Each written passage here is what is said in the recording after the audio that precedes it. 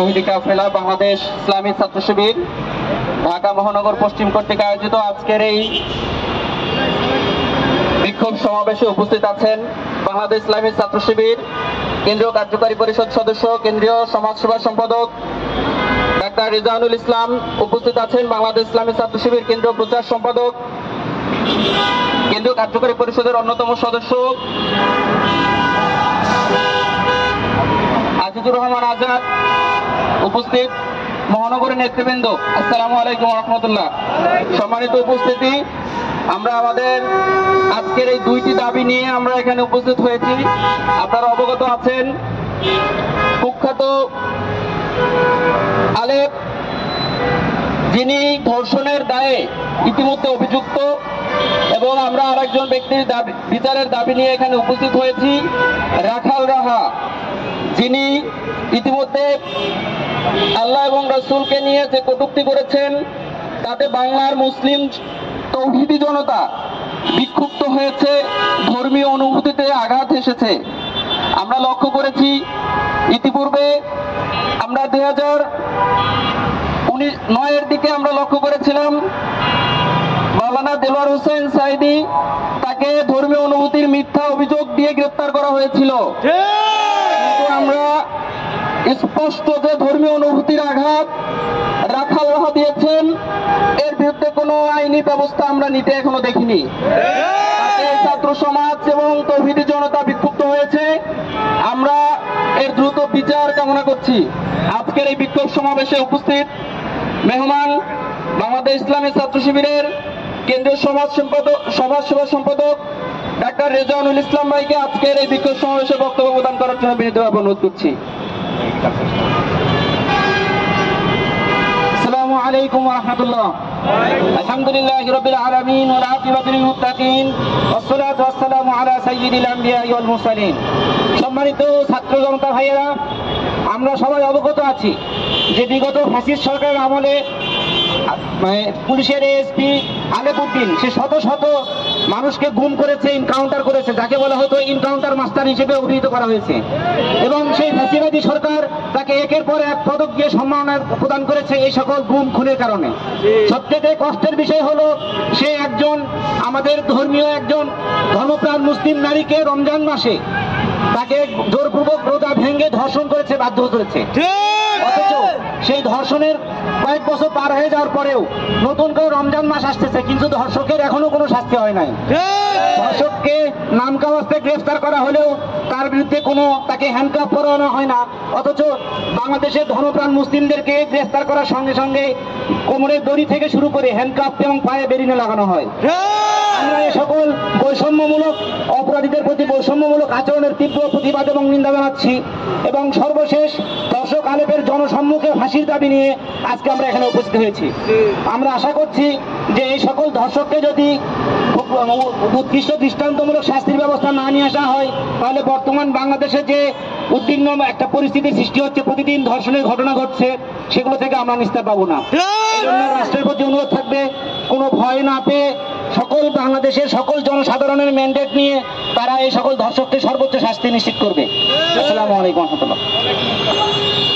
সংগ্রামী উপস্থিতি, এ পর্যায়ে বক্তব্য নিয়ে আসার জন্য বিনীতভাবে অনুরোধ করছি কেন্দ্রীয় প্রচার সম্পাদক আজিজুর রহমান আজাদ। এ পর্যায়ে বক্তব্য নিয়ে আসছেন আজিজুর রহমান আজাদ। আউযু বিল্লাহি মিনাশ শাইতানির রাজীম, বিসমিল্লাহির রহমানির রহিম। সংগ্রামী উপস্থিতি, আপনারা জানেন জাতীয় শিক্ষাক্রম ও পাঠ্যপুস্তক বোর্ডের পাঠ্যক্রম সংশোধন ও পরিমার্জন বোর্ডের অন্যতম সদস্য সাজ্জাদুর রহমান একজন স্বঘোষিত নাস্তিক, যিনি তার নাম গোপন করে রেখেছেন রাখাল রাহা। আপনারা জানেন কিছুদিন পূর্বে সে আমাদের মহান প্রভু সৃষ্টিকর্তার নামে ধৃষ্টতাপূর্ণ কুরুচিপূর্ণ বক্তব্য প্রদান করেছে। তার এই বক্তব্য বিশ্বের কোটি কোটি মুসলমানদের হৃদয়ে রক্তক্ষরণ করেছে। শুধু তাই নয়, আপনারা জানেন নবম শ্রেণী এবং দশম শ্রেণীর বাংলা ব্যাকরণ বইয়ের কাভার পেজে আদিবাসী শব্দ যুক্ত করার মাধ্যমে এই রাখাল রাহা এবং তার গংরা পুনরায় এদেশকে অখণ্ড ভারতের মধ্যে নিয়ে যেতে চায়। আপনারা জানেন এই আদিবাসী শব্দটি হচ্ছে রাষ্ট্রদ্রোহী একই শব্দ, কিন্তু এখন পর্যন্ত আমরা দেখেছি এই কাজে যারা জড়িত তাদেরকে এখন পর্যন্ত গ্রেফতার করা হয়নি, এমনকি কোনো তদন্ত রিপোর্টও তৈরি করা হয়নি, কমিটিও গঠন করা হয়নি। সম্মানিত উপস্থিতি, আপনারা জানেন সোহেল হাসান গালিব নামে আরেকজন কুলাঙ্গার আল্লাহর রাসূলকে নিয়ে, বিশ্ব মানবতার মুক্তির দূত সাইদুল মুরসালিনকে নিয়ে কুরুচিপূর্ণ কবিতা রচনা করেছে, কিন্তু এখন পর্যন্ত তার কোনো আমরা দৃশ্যমান শাস্তি দেখিনি। সংগ্রামী উপস্থিতি, আমরা বলতে চাই, আপনারা সকলে অবগত আছেন কটূক্তি করা, ধর্ম বর্ণনা করা একটি ফৌজদারি মামলা শামিল, একটি আসামি হওয়ার শামিল, কিন্তু এখন পর্যন্ত এই সমস্ত আসামিদেরকে পর্যাপ্ত শাস্তির কোনো ব্যবস্থা করা হয় নাই।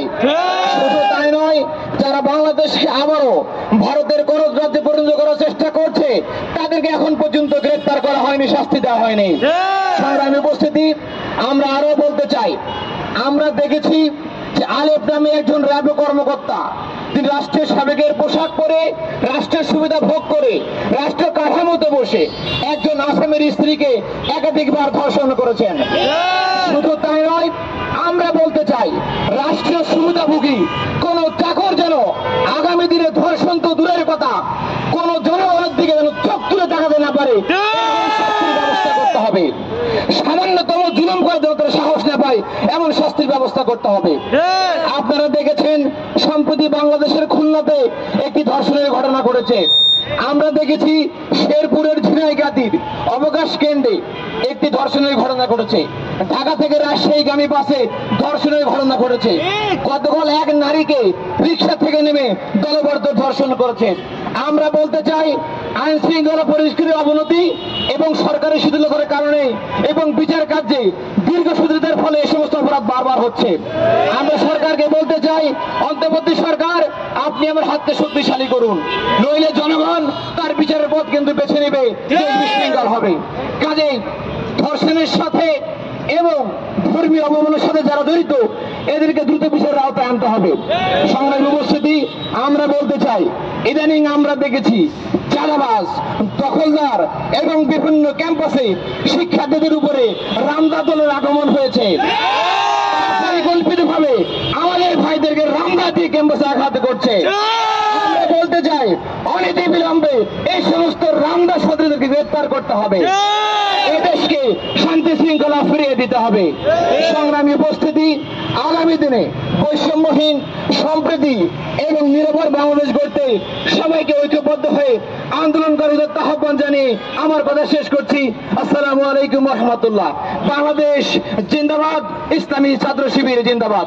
আল্লাহ হাফেজ। আমরা মেহমানের বক্তব্যের মাধ্যমে আজকের কর্মসূচি এখানে সমাপ্ত করছি। সকলকে আজকের কর্মসূচিতে উপস্থিত হওয়ার জন্য ধন্যবাদ জানিয়ে শেষ করছি। আসসালামু আলাইকুম ওয়া রাহমাতুল্লাহি ওয়া বারাকাতুহু।